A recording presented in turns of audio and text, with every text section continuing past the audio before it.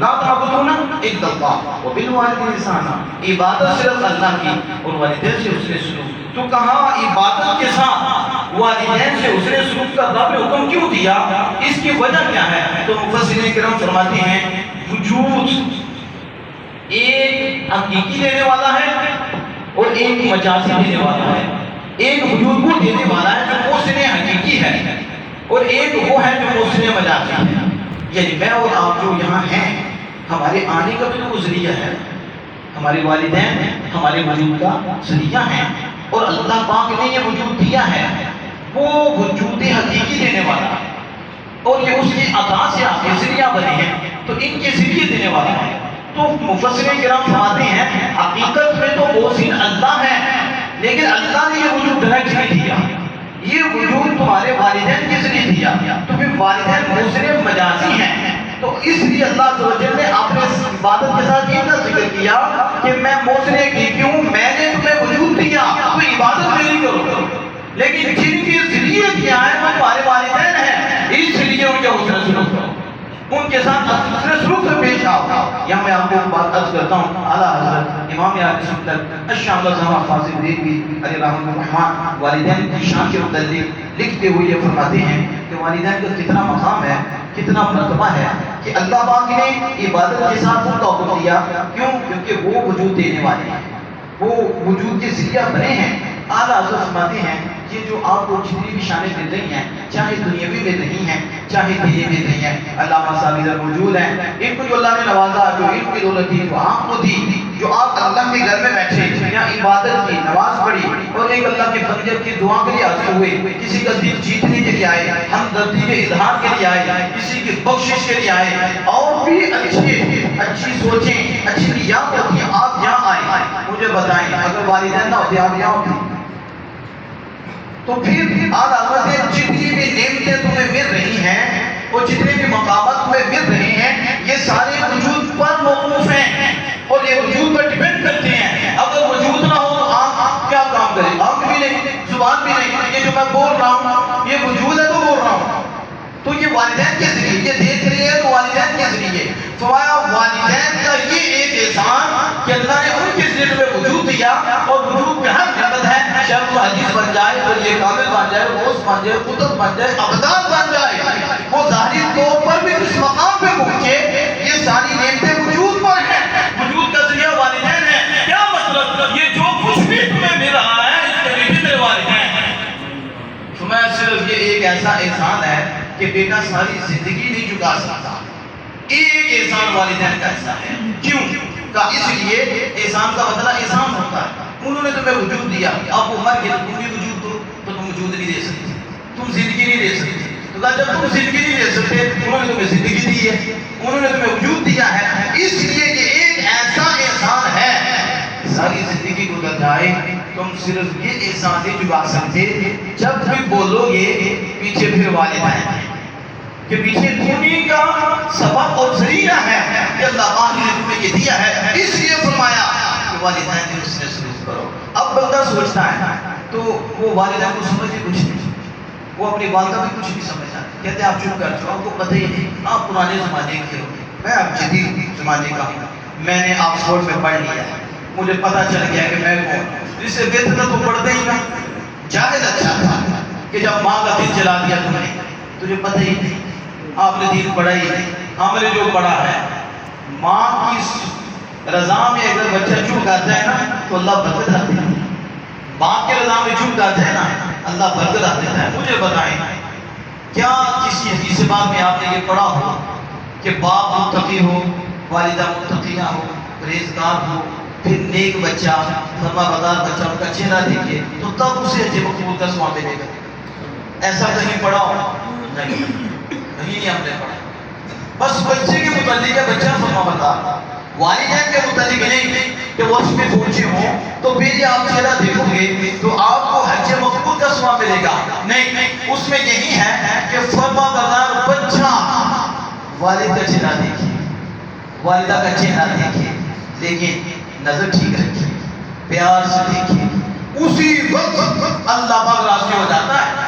اور حج مقبول یعنی شرط بھی نہیں کہ قبول ہوا یا نہ ہوا، میرے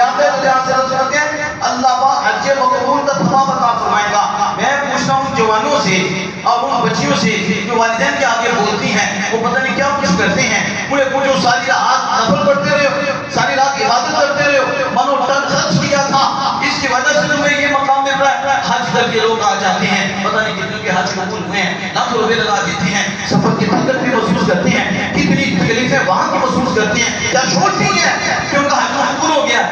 کیا یقین ہے کہ اس کا حج قبول ہو گیا؟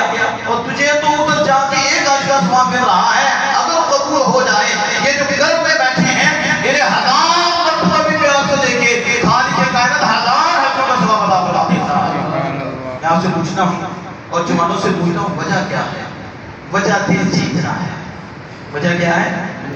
آپ کے اس محبت بڑے انداز سے دیکھنے کے ماں کا خون بڑھ جاتا ہے, ماں کا خون بڑھ جاتا ہے, ماں کی دل سے دعا نکلتی ہے. میرے بچے نے مجھے اپنا سمجھایا, رب کو ماں کا دل راضی کرنا اور ماں کا دل راضی کرنا اتنا پسند ہے کہ نماز میں بھی اس کو اتنا اجر نہیں مل رہا, دیگر عبادت بھی اتنا اجر نہیں مل رہا جتنا ایک مرتبہ باپ کے دل جیتنے میں رب عطا فرما دیتا ہے, ماں کے دل جیتنے میں رب عطا فرما دیتا ہے.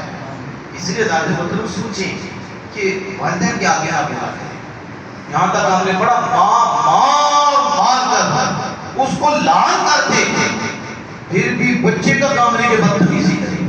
وہ رب اور اس کے اندر بات ہے تمہارے لیے یہی ہے, میری ماں ہے, میرا باپ ہے, ان کے بڑے احسانات ہیں مجھ کے اوپر, ان کی بڑی مہربانی ہے. آج میں دو لگانے تو کوئی نہیں, میں سمجھتا ہوں اگر ایسا بچہ ہو تو باپ تو لگاتا بھی نہیں, ماں تو لگاتی بھی نہیں. وہ کہتے ہیں ماں جی آپ کی چپیڑے آپ کے تھپڑ قسمت والوں کو لگتے ہیں, آپ کی باتیں قسمت والوں کو ملتی ہیں. آپ لوگ اور سنا دیں, دو ماں دل دے لے گی, وہ کہے کہ میں نے بچے کو مارنا ہے. اس کا انداز کیا ہے, جوتا اٹھایا وہ آگے سر کر کے کہتا ماں جی ایک کو لگا. ایسے بچے کب ہوں گے جو دین کی طرف آئیں گے؟ انہیں جب ایسی دولت ملے گی پھر وہ بچے پھر ماں کے قدموں میں آئیں گے, وہ بچے باپ کے قدموں میں آئیں گے. جو میں عرض کر رہا ہوں وَقَضَىٰ رَبُّكَ أَلَّا تَعْبُدُوا إِلَّا إِيَّاهُ وَبِالْوَالِدَيْنِ إِحْسَانًا. یہاں میں ٹھہر کی بات کرنا چاہتا ہوں, آپ کی توجہ چاہتا ہوں.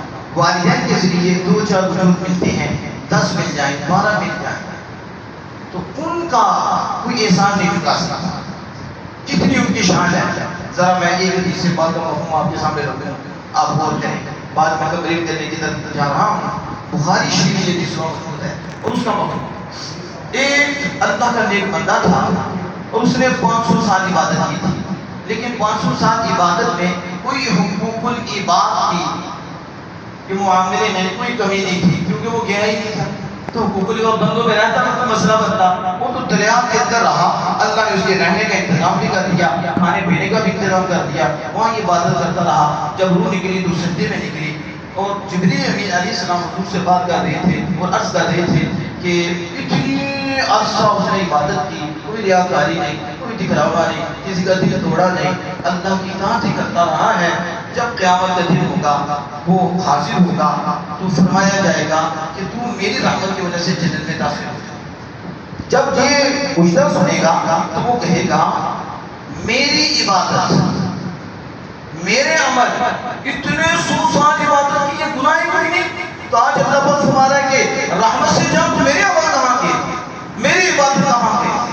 خالق کائنات جل وعلا حکم فرمائے گا اور اس کے حکم پہ اس کو ترازو میں لایا جائے گا, اس کی آنکھ نکالی جائے گی, ایک پلڑے میں رکھی جائے گی, دوسرے پلڑے میں 500 سال کی بے ریا, ایک لمحہ بھی اس بندے نے گناہ نہیں کیا, 500 سال کی عبادت ایک پلڑے میں رکھی جائے گی, اور ایک طرف سے ایک آنکھ رکھی جائے گی, اور آنکھ والا پلڑا باہر ہو جائے گا, اور وہ اس کی عبادت ہلکی ہو جائے گی. وہ بندے خدا تو ایک نعمت کا بدلہ نہیں چکا سکا. مجھے بتا, جو تو سجدہ کرتا رہا, سجدے کی توفیق تجھ کو کس نے دی؟ جو تیری آنکھ کام کرتی رہی, یہ کس کے فضل سے ہوا؟ یہ نعمت کس نے دی؟ اس پر روشنی کس نے جاری رکھی؟ یہ تیری سماعت کس نے سلامت رکھی؟ یہ تیرے سجدے کس نے توفیق دی؟ یہ تیرے ذکر کی دولتیں تجھے کس نے توفیق دی؟ جو 500 سال تو چلتا رہا, تیری سانس کی والا کون چلاتا رہا, تیری کون حفاظت کرتا رہا؟ وہ میں ہی تھا, میرے ہی تو احسان تھا تجھ پہ. اور آج تو کہہ رہا ہے ایک آنکھ, تو میری ایک آنکھ کا بدلہ نہیں دے سکا, ایک آنکھ کا بدلہ. پھر وہ کہے گا مالک آپ کی رحمت سے, پھر حکم ہوگا کہ دے دو اس کو کہ میری رحمت سے جنت میں جائے. اب میں عرض کرنے لگا ہوں یہ وجود میرا والدین کے ذریعے. تو ایک آنکھ کا بدلہ، آنکھ کتنی قیمت رکھتی ہے تو ماں کتنی قیمت رکھتی ہے، باپ کتنی قیمت رکھتی ہے. اس کے ساتھ جو میں نے بات کی ہے وہ ذرا سنیں. 10-12 وجود ماں کے ذریعے آئے، باپ کے ذریعے آئے. اس وجود کی اتنی شان ہے کہ ایک آنکھ جو رب نے دی ہے اس کا بدلہ نہیں بن سکتا. میں پوچھتا ہوں جن کے صدقے ساری کائنات بنی ہے ان کا کتنا بڑا احسان ہے ہمارے اوپر، اور ان کی کتنی بڑی شان ہے.